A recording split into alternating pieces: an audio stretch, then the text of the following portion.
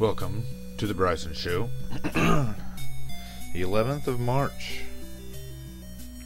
Happy 3/11 day. That's what they say. Anyways, Monday. Sorry, everybody. The weekend always has to end. And I guess we'll start it out with the news, of course. Let's see. I'm sure all hell's breaking loose.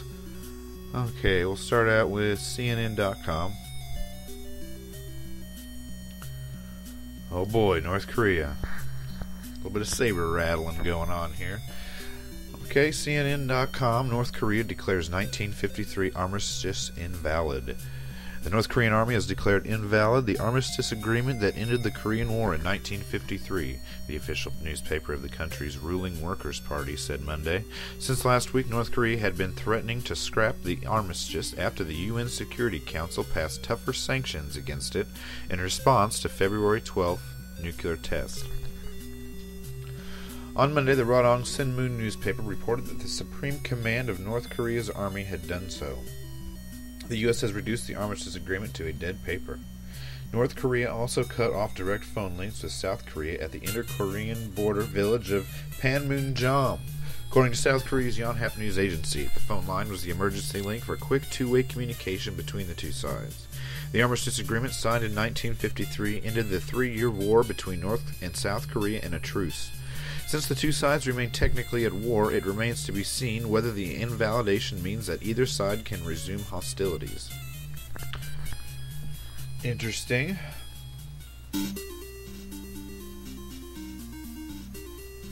We'll go back, see what else is on here. Let's see. What is going on today? I hope everybody had a good weekend. It really sucks that, Monday is here already. And as classic, I really can't find much on CNN.com. Let's see. Next Pope, we'll read that.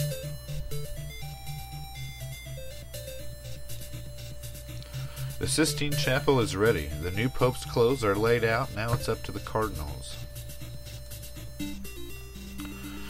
The Sistine Chapel is ready. The new Pope's clothes are laid out. Now it's up to the cardinals. The work to elect a successor to retired Pope Benedict begins in earnest Tuesday with a morning mass at St. Peter's Basilica. Something's up with this music. It's freaking me out.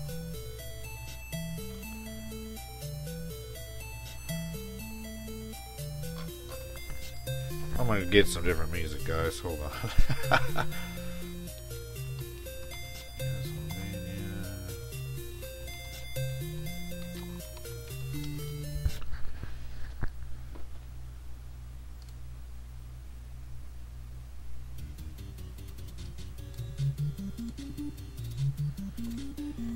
Everybody loves that Nintendo music.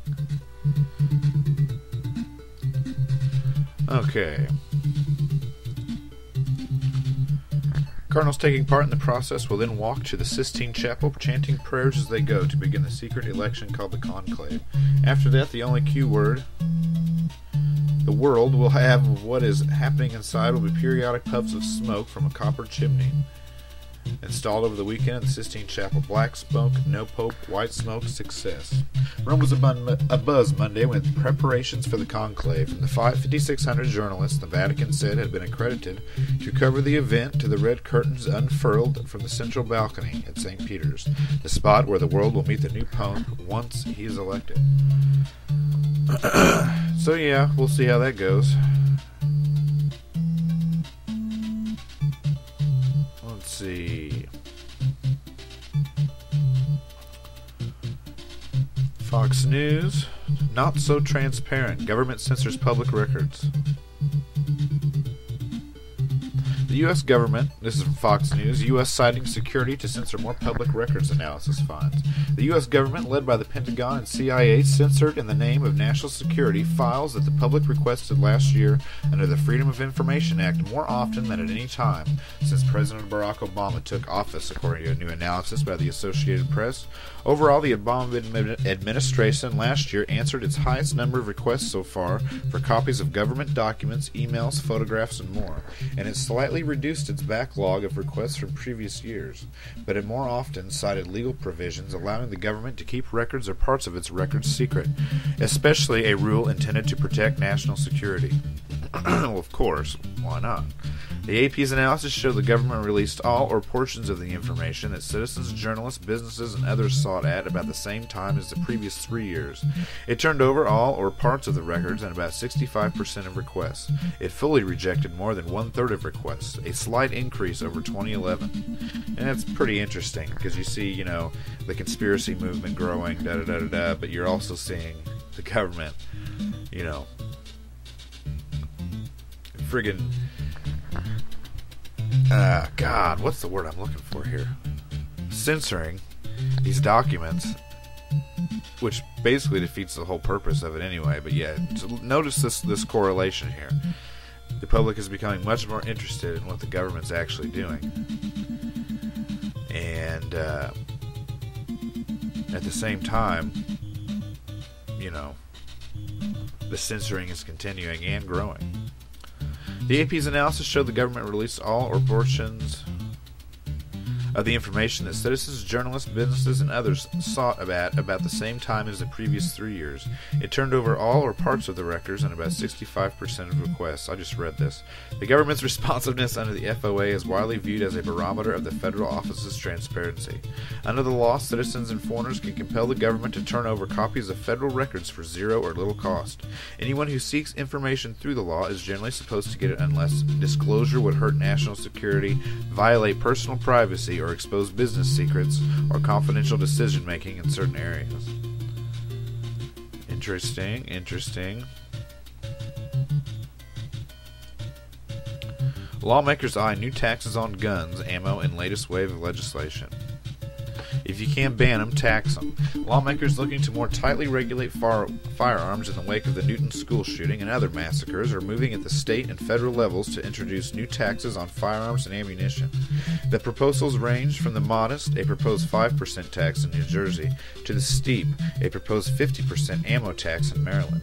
The bills follow 50%. The bill follows efforts to ban assault weapons and high-capacity magazines and expand background checks, measures that have had mixed success at the state level.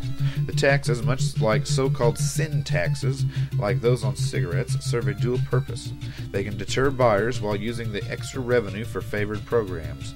In this case, the sponsors want to direct the money toward mental health services, police training, and victims' treatment. But firearms groups say a sin tax on firearms wrongly punishes law-abiding gun owners. If anything, gun owners ought to be getting a tax rebate for helping reduce crime, said Lawrence Keene, Senior Vice President and General Counsel for the National Shooting Sports Foundation. He said the purpose of the taxes is to, quote, frustrate and limit the exercise of the Second Amendment. While noting some of the revenue from these taxes and fees would go to victim services, Keene said those paying the tax are mostly not those responsible for gun crime. And it's true. That is very true. Okay. Drudge Report. Stocks hit new highs. Stuff's still going up. Stocks moved between small gains and losses in lackluster trading Monday, with the Dow extending its all-time high. But gains were for freaking Crimini's Christmas.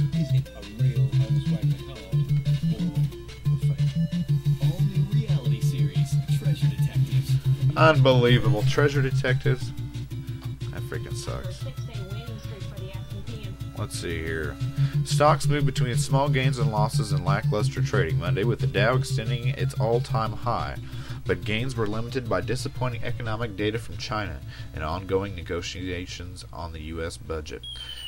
The Dow Jones Industrial Average drifted higher following a weak open led by Boeing and United Health, extending its gains after closing above 14,400 for the first time last week. The Blue Chip Index is up more than 10% of the year and on track for its biggest quarterly gain since the fourth quarter of 2011. Let's see. So yeah, stocks are up. Should have invested, but I'm sure they're going to go back down here at some point.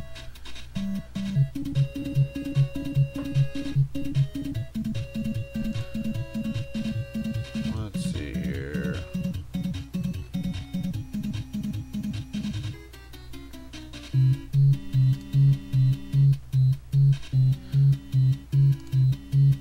Okay, this will be good. Forbes.com, 1.6 billion rounds of ammo for Homeland Security. It's time for a national conversation. The Denver Post on February 15th ran an Associated Press article entitled Homeland Security Aims to Buy 1.6 billion rounds of ammo. So far, to little notice. Yeah, right. And confirmed that the Department of Homeland Security has issued an open purchase order for 1.6 billion rounds of ammunition. Now, mind you, people, you know, this sounds like something that maybe a year or two ago would have been on, you know, Infowars.com, and this is on Forbes, that Homeland Security is buying this ammo. Keep that in mind. As reported elsewhere, some of this purchase order is for hollow point rounds forbidden by international law for use in war, along with a frightening amount specialized for snipers. Also reported elsewhere, at the height of the Iraq War, the Army was expending less than 6 million rounds a month. Therefore, 1.6 billion rounds would be enough to sustain a hot war for 20 years in America. Add to this perplexing outre purchase of ammo, DHS now is showing off its acquisition of heavily armed personnel carriers repatriated from the Iraqi and Afghani theaters of operation.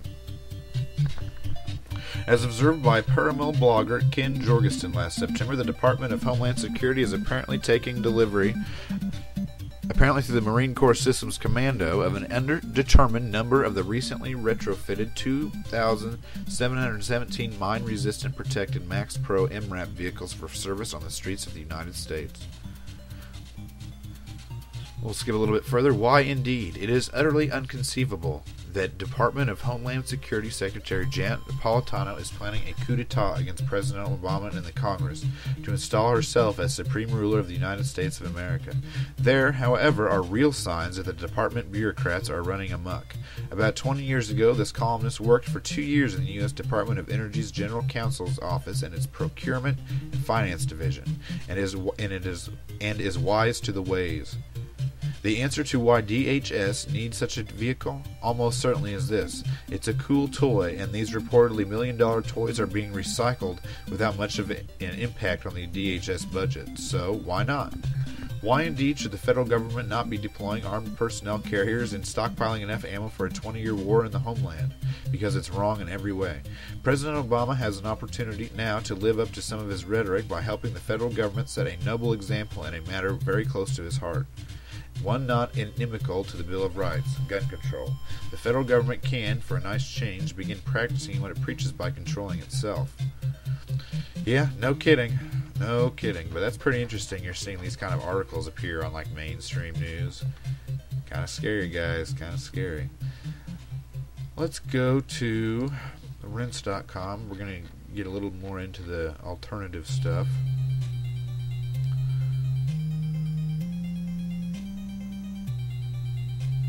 See.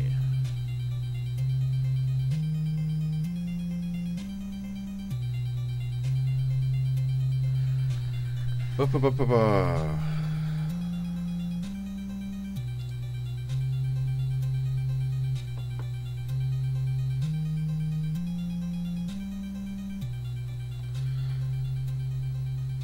see. And you guys have obviously been hearing about the drones and stuff. What do you guys think about that crap? I'll read an article from Rinse. It's from noisyroom.net. Beware the drones of March. Hellfire from above, DHS from below. A match made in the fevered imagination of a reality TV producer whose material is about to be rejected for lacking plausibility. What at first appears laughable is a security nightmare on our borders. Napolitano has drones patrolling the Canadian border while none are stationed on the Mexican border. We are that makes absolutely no sense. We are furloughing 60,000 border agents because of a fake sequestration emergency while obligingly granting visas to our jihadist enemies and denying them to those shifty Europeans. America has become a security-free zone where radical Islamists come to play in the sun and kill Americans for sport. But hey, at least they aren't using evil black guns. Let's see. America made a horrific mistake after 9/11. Actually, several. We declared a war on terror, which is too vague and easy to manipulate. When going to war, one should name his enemy, such as radical Islam, and take the fight to them. Of course, the assault lawyers will be quick to point out that radical Islam is not a nation. We all know, but neither is terror. Actual war should have been declared, and Iran should have been dealt with violently. Well, we can obviously see where this guy's going. But, yeah. The drone thing. It's a pretty big deal, guys. I mean, can you imagine that? You're like going to work one day and you're seeing like these robotic friggin' planes going through the air and they're watching you, making sure you're keeping yourself in line. But, you know, I don't know how many movies have really, you know, covered this concept. But, you know, what happens if the freaking drones, you know, make a misinterpretation? And I think it's known that they do, even when they're being controlled by human beings. So, I don't know. That's just the way the world's going, and it's going to be like Terminator 2 one of these days. Pretty weird. Let's see.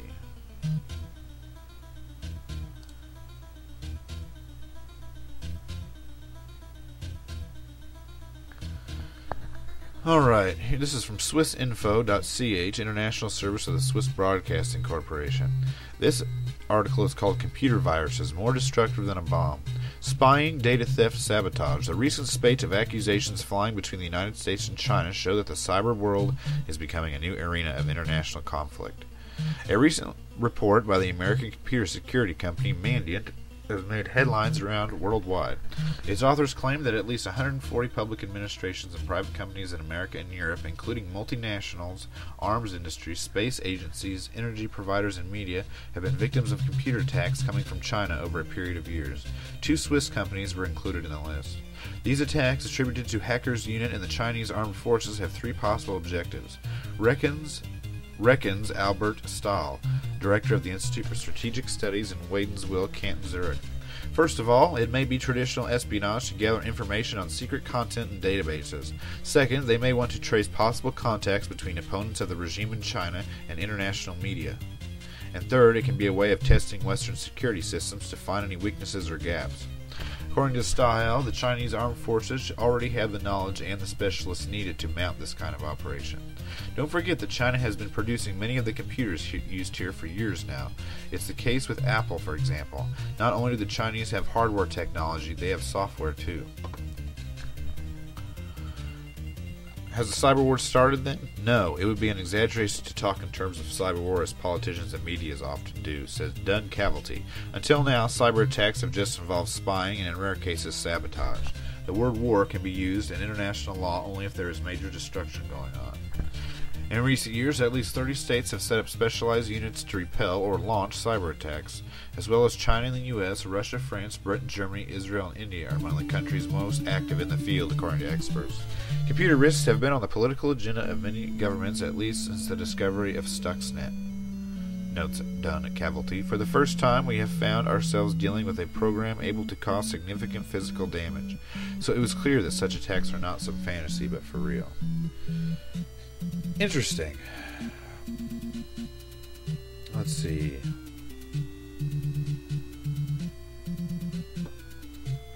Well, let's go to the unexplained mysteries. This is that site I was talking about in the last episode where I get some paranormal news for you.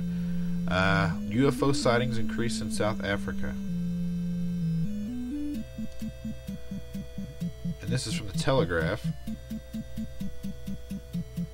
Sightings of unidentified flying objects off the coast of Cape Town have increased dramatically and may indicate that the inhabitants of the mother city are under surveillance by life from the another planet, according to the founder of a website set up to log such incidents. This is from Aislinn Lang from Johannesburg.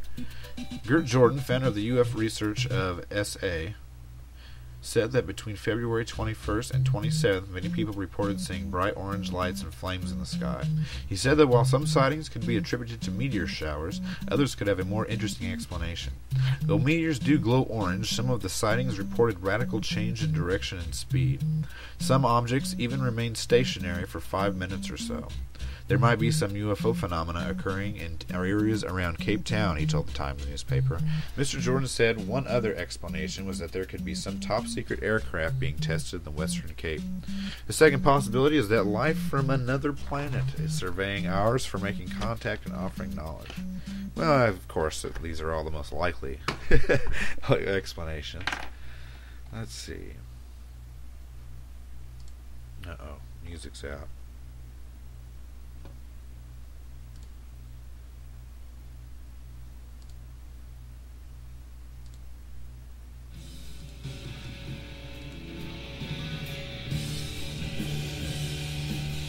Nicola Loring, outreach astronomer for the South African Astronomical Observatory, told the newspaper that the most likely explanation for all the sightings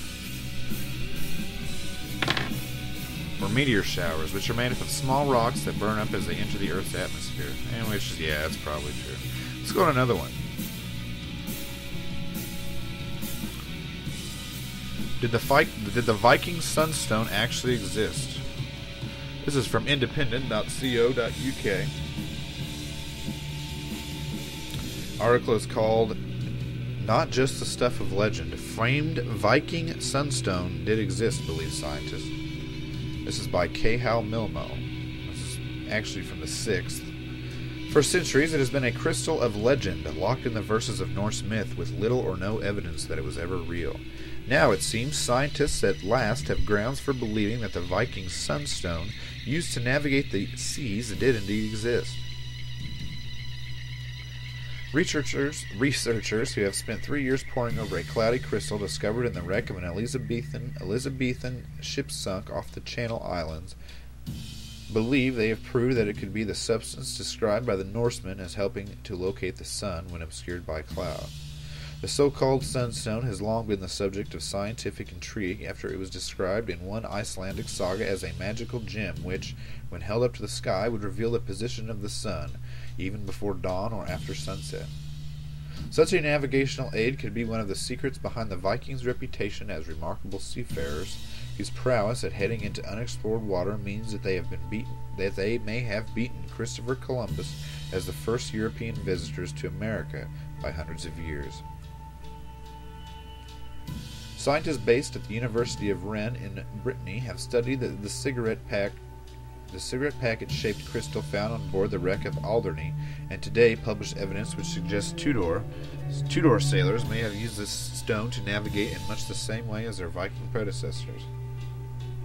The stone, a calcite substance known as Iceland spar, was found by divers next to a pair of dividers, leading investigators to wonder whether it formed part of the navigational arsenal of the English vessel, which sank in 1592, some 4 years after the Spanish Armada. Interesting. Let's see what else we got in here.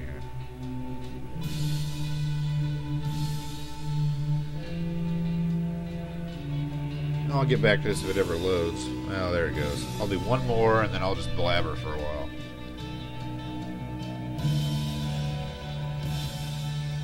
Doomsday Comet could hit Mars in 2014.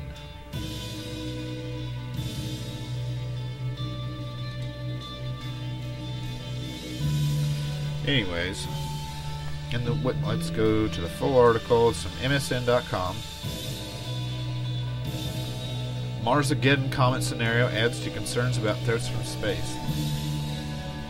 It sounds like Armageddon's sequel set on Mars instead of Earth. A supermassive doomsday comet is heading towards the planet in 2014, and there's nothing anyone can do about it, not even Bruce Willis. The comet presents a good news, bad news situation for the Red Planet. NASA says Comet 2013 A1, also known as Comet Sighting Spring, is almost certain to miss Mars on October 19, 2014. However, there's still a chance, a less than a 1 in 600 chance that Mars could be hit due to the remaining uncertainty about the comet's path. That uncertainty is likely to be cleared up over the next few months, eventually resulting in an all clear. Even if the comet did hit, there'd be no negative effect on Earth. However, the Mars-ageddon scenario is already adding to the concern that was generated by last month's Russian meteor blast and a near miss by a larger asteroid. The case of Sighting Spring led Henry Vanderbilt, founder of the Space Access Society, to ask a scary what-if question. If it was coming straight at us, and given our existing space capabilities, could we do anything about it other than prepare to die? The short answer is maybe. The comet's size is the most worrisome part of the story. Based on its observed brightness, astronomers estimate that the ice ball could be anywhere from 9 to 30 miles. In comparison, the asteroid that's been blamed for killing out the dinosaurs 65 million years ago is thought to have been 6 miles in diameter. A direct hit on Mars' backside wouldn't tear the planet apart, but it would produce an explosion that bad astronomy's Phil Plait estimates at somewhere around 1 billion megatons of TNT. That would create a huge crater, blast tons of debris into space, and perhaps set off a flood reminiscent of the one that washed over Marty Vallis millions of years ago. On Earth, the impact would be a civilization killer. How do you stop something like that? Scientists have proposed a variety of deflection techniques for smaller objects when the collision threat can be detected years or even decades in advance. Those techniques range from space-based gravity tractors to paintball shooters to laser blasters to laser beams to solar sails to Armageddon-style nuclear bombs. Boy, that's a scary thought, isn't it? Interesting. And when that's booked, October 19th, 2014. That'll be a hell of an October surprise. Anyways, what did everybody do this weekend? Let's see. I watched a couple movies. I watched, well, one of them ended up being scratched, of course. But I watched a movie called The Apparition. And it's interesting. I mean, it was kind of a goofy movie a little bit. I mean, it was kind of, sci-fi generation type deal. Sci-fi channel. But there was a concept in that movie that I thought was pretty interesting. And what it was is that it was basically based on the Philip experiment. And I've talked about that before on the show. But anyways, the Philip experiment was done in Canada. Hold on, I'm just going to look it up and read the Wikipedia thing on it. Philip experiment.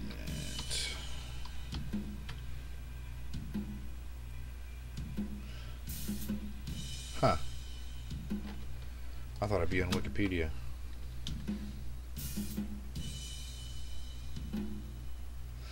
Anyways, we're going to go to timeloops.net and we're just going to read this. In the 70s, a group of Canadian parapsychologists wanted to attempt an experiment to create a ghost, proving their theory that the human mind can produce spirits through expectation, imagination, and visualization. The actual experiment took place in Toronto, Canada in 1972. Now this is from timeloops.net. Hold on, I'm going to go to a different site. Let's see. And that page just doesn't appear to be real. This is from the Mystica.com. That's a good website to get stuff from, actually. Philip is an artificial poltergeist, an egregore, or an artificial intelligence created as an experiment by a group of Canadian parapsychologists during the 70s. It was that as a result of their experiment that the human will can produce spirits through expectation, imagination, and visualization. The members of the experiment proposed to attempt to create, through intense and prolonged concentration, a collective thought form. And basically, that movie, that's what it's about. Or they call it the Charles experiment. And it's that same story, only it all goes terribly wrong. But one of the concepts in the movie I found was pretty interesting. The guy had like this helmet he would wear. I mean, definitely not a helmet. I don't know. This hat. It was a hat anyway. And what it did was it would amplify the brain waves that your brain would emit while you were, going through these stages of expectation, imagination, and visualization. But yeah, let's see. But anyways, here at the end of the article, it talks about, I'll just read it, the results from the Philip experiment encouraged other groups in Toronto and Quebec to attempt similar ventures. The fictitious entities were Lilith, a French-Canadian spy during World War II. Yeah, Sebastian, a medieval alchemist, and Axel, a man from the future. So, and this kind of goes along with the stuff that's talked about in that book, where God, what's it called? Voices from the Tapes. And I can't remember the scientist's name, but they were doing those experiments with the EVPs and stuff, and it followed that classical, the classical, I don't know, storyline of they would always be like these crazy people that were supposedly did this certain job at a certain point, but you could tell that it was either the spirit is making it up or they're very confused. But here we have that idea that actually the mind creates it, and it's a free thinking being based on expectation, imagination, and visualization, and that's called an egregore. But yeah, I thought that was an extremely cool concept that that movie took from real paranormal research, and it created a fairy tale about it, but it's still an interesting concept, very interesting.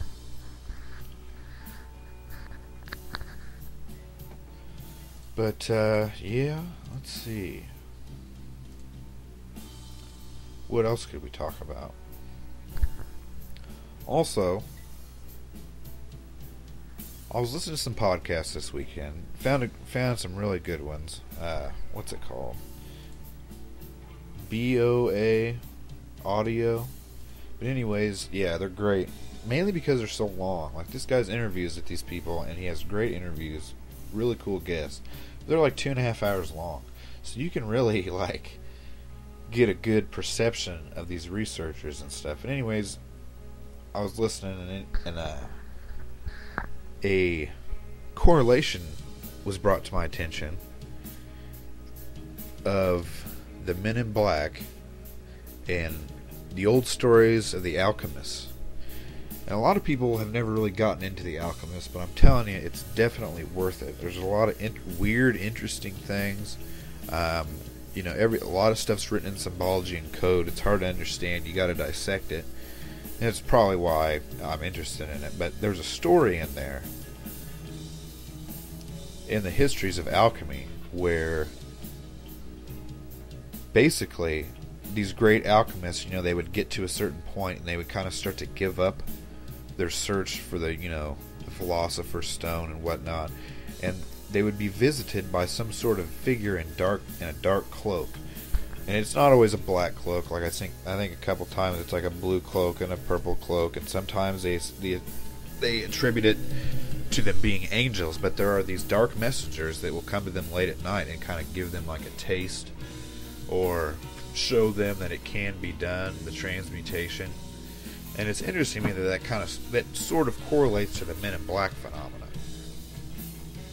Because the Men in Black thing is people will see like a UFO or some sort of mystical being in the woods, and everything's amuck, the society's going crazy, the town has lost it, and these Men in Black will come around, and there's always like an otherworldly element to their existence. Like, you can look at them and they look like Men in Black, but a lot of people will report that they're not entirely human, which also sort of correlates with the old story of the alchemists, and that the unknown man that came and gave them their secrets. So that's pretty interesting, I think. But yeah, I would suggest anybody to study the history of the alchemists. Once you get into that stuff, it'll just get really strange. Like, for instance, there's something in that tradition that's called like the Golden Age, which I've talked about on the show before. And something interesting about the alchemists is they believed that the primary element in their blood or in their bodies was gold. Okay, and as you move forward, there was like a Silver Age, and now we're in the Iron Age, which is interesting because what is the main? We have iron in our blood, and we build a lot of things with iron. And it's very interesting that would correlate. Now, don't get that confused with the archaeological terms, the Iron Age and the Bronze Age, because that has to do with what tools people were using at the time. But yeah, the alchemical version of those is that supposedly men were made of these materials. And that, further expands the idea of changing base metals into gold. is that people were trying to, reach that state where, they were made of gold and we were in the golden age. So, yeah. But that's a loaded subject. I need to do a couple shows on that, on just the alchemy, the process, the symbology, the stories of the famous alchemists. And it's very interesting. And you'll see, it's basically like a spiritual system based on the relationships that these early alchemists found between different chemicals. Kind of in the way that Freemasonry, like speculative Freemasonry, is sort of like a philosophy based on space and, architecture and stuff like that. So yeah, it's very interesting stuff, and it's weird how it all correlates out to like ancient mystery schools and the ancient pagan religions and stuff like that. It's very, very interesting. And I've gotten into that on other shows and other lectures, but yeah, I definitely need to do a whole series on that for sure. Now, I also really want to do the Ghost Hunting 101, which I think that'll be pretty freaking cool. Get you some information from some reliable sources on how to properly investigate paranormal phenomena. And then I want to do the demonology series, which, demonology is a popular topic among the paranormal community because, it's a scary thing. Even the name itself, demonologist, will strike someone with an awe of like, what the hell is that? But yeah, I want to get on here and I want to give the whole history of it, famous cases, how it relates to today's investigations and stuff, because that was like, there was the ghost hunting wave, and then the ghost hunting people that never really studied, which is a whole nother problem in itself. Finally, we're running into people that claim to be demonologists and study the dark side. You know what I mean? Everybody loves the lure of the dark side. Not everybody, but, it's definitely, it's mysterious, it's secretive. And a lot of modern demonologists, they won't give out all the information at once. They use that classic technique. And, it makes people want to learn from them. But yeah, to be quite honest with you, most demonologists are very learned people in the paranormal field. Most of them are. And that's the thing about the field today, is that you have everybody, they go out and read a couple books and they're experts, and it's like, what gives you people, you never read like the massive tomes of information from the great researchers of the day. Like, I remember there was a ghost hunter I knew, and I asked him if he'd ever read a Brad Steiger book, and he didn't even know who Brad Steiger was, but was supposedly an expert in the paranormal. Like, how does that even work? Like, never heard of Hans Holzer. Like, I don't get it. But yeah, that's one thing I would definitely encourage to the ghost hunters out there, future ghost hunter, paranormal enthusiasts, is always read. You need to be reading like a book every 2 or 3 weeks to keep up with everything, because there's just so many different theories. People have done so much research. You kind of have to have a concept of what came before you try to do your own thing. But anyway, I think that'll probably sum it up. Everybody, good luck. Frickin' Monday. I know I'm going to have a shitty week. Anyways,